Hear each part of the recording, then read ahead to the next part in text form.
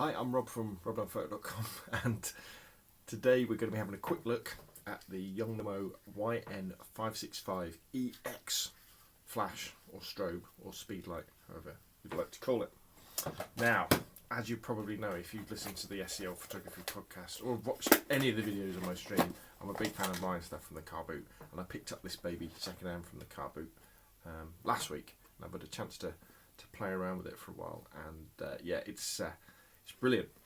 Now you may well say, well Rob, come on, you've got loads of flashes. If you look at my Flickr, not my Flickr stream, my YouTube stream of videos, there's reviews of all sorts of Yongnuo flashes. The 460 springs to mind, the 560 as well, and then another basic one, and I think I might have even reviewed a couple of other sort of manual flashes. So why do I need yet another flash to add to my collection? You know, I'm not a pro photographer or anything. Not that you'd probably buy Yongnuos if you were a pro photographer, because they're very, very cheap. But why do I need another one? Well, the difference with the YN565EX compared to the other flashes I own, like the 460s, is this one is capable of TTL, or what do they call it? Do they call it TTL? Let's have a look on the side of the box. So, ETTL, I think is the way Canon call it, and ITTL, is that the Nikon way of speaking? And what that means is that the flash can talk to the camera. So when you're using your on-camera flash, and this goes for DSLRs, film SLRs, compacts and everything, when you take a picture using the flash actually fires twice. Once to figure out what the exposure on the subject should be, and then it fires the main flash. But when you go over to something like a YN460 flash, it's fully manual, so the only way that you can adjust the flash part of the exposure is by using the buttons on the back of the flash, which is no problem, you know. I mean, those of you who are into the strobist and who have done this know it is an easy thing to do. It's no great shakes to use a manual flash. With a bit of practice, it gives you loads of control, and it enables you to understand the scene a lot better, because you very quickly grasp the fact that in any scene you have two exposures really. If you're using flash, you have the ambient, you know, the light that's already there, and then you have the light that you create with the flash. And when you're going fully manual, that's really readily apparent, because you tend to like set your ambient first for the room and sort of maybe dial it up or dial it down, and then just set your flash exposure using the power of the flash. But the problem with that is that in certain situations, that's a little bit slow. Say you're in a party, or maybe at a sports event inside, or somewhere where your position is going to be moving around a lot, and perhaps where you want to be bouncing, the light is going to be moving around a lot. So, you know, with all these flashes, one of the things you're always trying to do is get the camera off the flash, or bounce it, you know, left, right, up and down. And depending on how far away the walls are, or the ceiling, that could then mean that your exposure is changing an awful lot. And yet, if you haven't got enough time to be fiddling around, because your subjects could be running around, i.e. like kids, if you're doing kids' birthday parties and things, what you really want is that, you know, that TTL, that through the lens function of your pop-up flash on your camera in your big flash, and that's what the 565EX can do. You know, when you connect it to the top of your camera, and it's got like it doesn't have a quick lever, it has a little dial that you turn to lock it down. The camera then, I mean, you probably can't see this now on the video, maybe you can, but it's in ETTL mode. So the camera is talking to the flash and vice versa. And also, I mean, everything from, if I turn, let's put the zoom onto automatic. Where are we? Manual zoom. So we've got manual zoom. I don't know whether can you see it going in and out? It goes out inside it. If I go to automatic zoom, you'll probably have to hear this. Can you hear it adjusted itself automatically? So as I'm zooming the camera in and out, the lens in and out, the zoom on the head is zooming in and out as well to give me the right coverage of my subject. But also, it enables me to get really good quick exposures, because I can be moving this around and bouncing stuff off the ceiling and still achieving TTL functions. So it's still firing that first flash to light up what it thinks is the subject, and then adjusting the power of the flash accordingly. So it enables you to work incredibly fast in situations where you want to easily get that off-camera flash look. I mean, in one of the other videos, I think it'd probably be the one before this, you see I'm talking about using an ETTL. Even with it on camera, so having TTL is incredibly powerful because it does enable you to work incredibly quickly in situations, you know, where maybe you're using, there we go, where are we? Oh, I've already got it down. Where you'd want to use the bounce card, you know, all that sort of stuff. It's still TTL. You know, it's not going to blow out the subject. It's still going to fire that flash the first time, test what the exposure should be, and then it'll fire the flash again. But again, as I was saying, it's all done incredibly fast, so you can't see. So for that one feature alone, the YN565EX is worth looking at. They're very cheap to buy on eBay. The 565 is a copy of the Canon. Is it the 580EX? If you look at this, look at what it looks like. You know, it looks the same, and then you look at the specs. I mean, I've got the instructions here. The specs on it, we're looking at. It's got a guide number of 58, so it's incredibly powerful. It's capable of working with the wireless system of the newer Canon DSLRs, and it can act as a slave for them. So it can take instructions from another Canon flash, which acts as the master to turn it up and down and stuff like that. Now, I can't really demonstrate that because I haven't got that.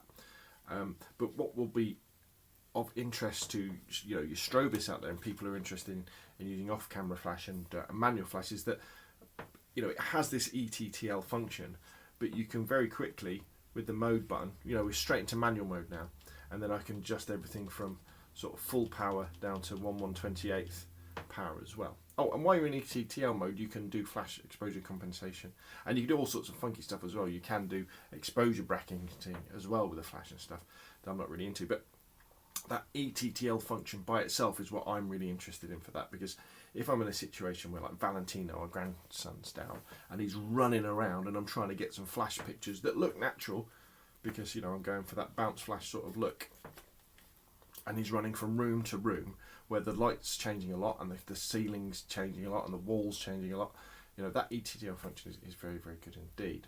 But then I can still clunk it onto manual mode and then have a fully manual flash. And like the other Yongnuo flashes I've got as well, is what they're also very good at is that they have the different slave modes as well.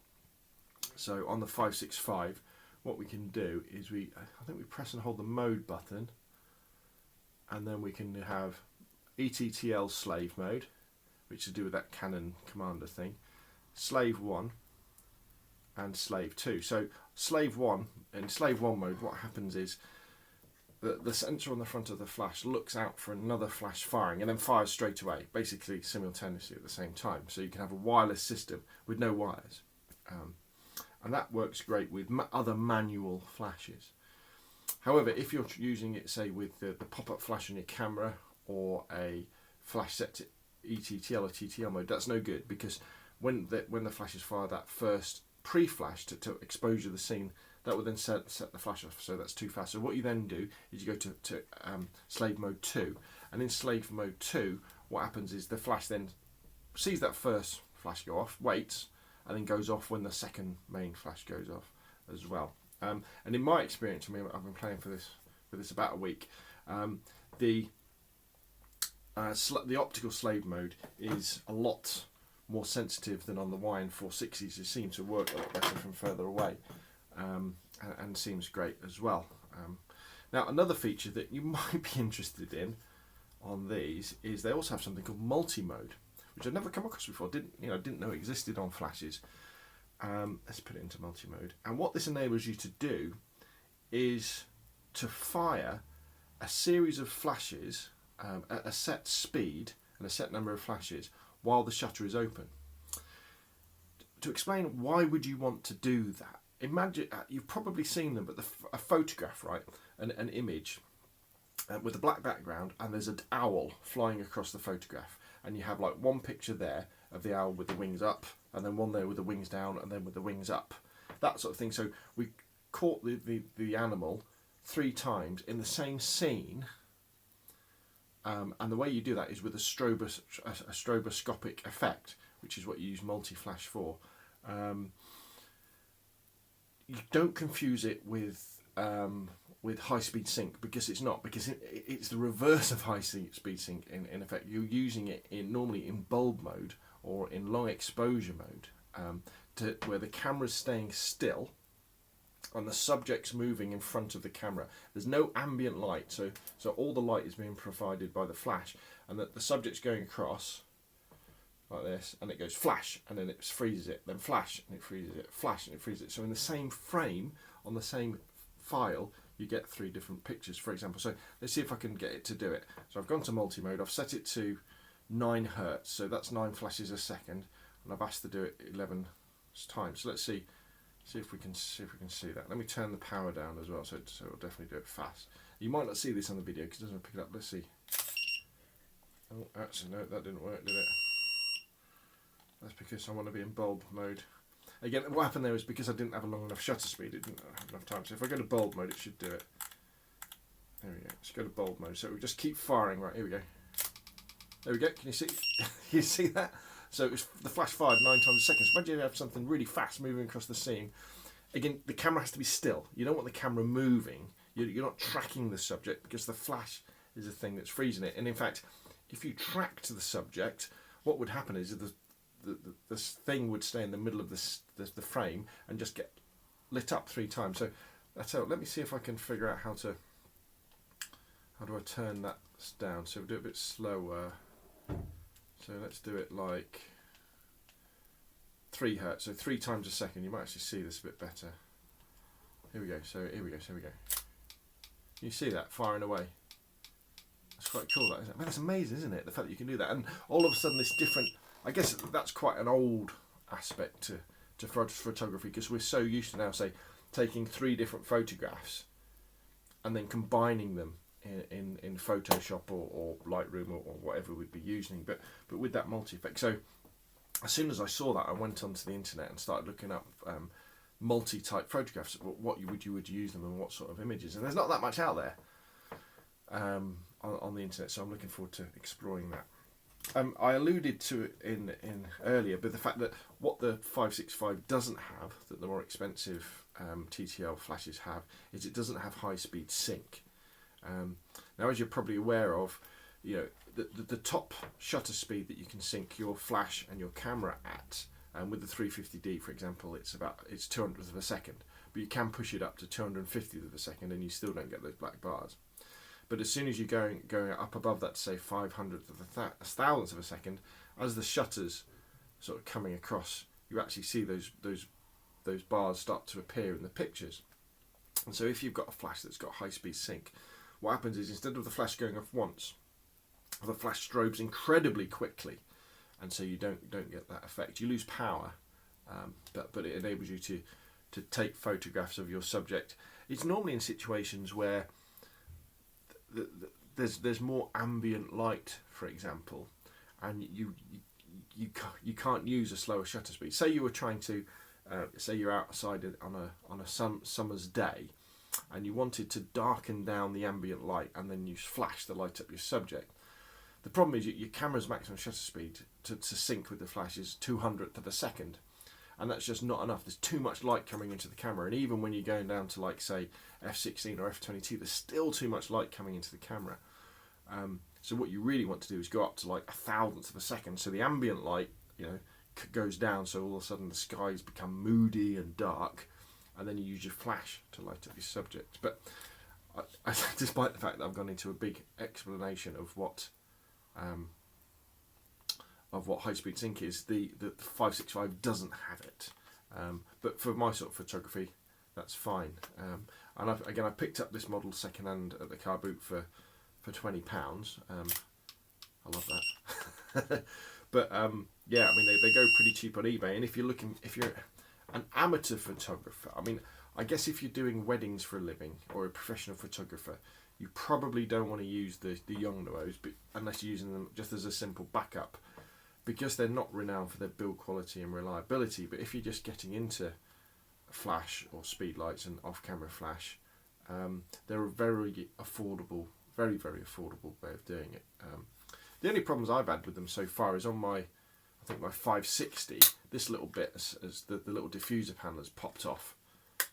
But I could probably just push it in and fix it. But there we go. So, the Yongnuo YN565EX flash Speedlite, TTL Speedlite. Yeah, highly recommended if you need a cheap way into TTL flash photography. Seems to work very well, and the slaves work very well as well. So yeah, recommended. Well, my name's Rob from rob9photo.com, and that was my quick little review of the Yongnuo YN565. Thanks for watching.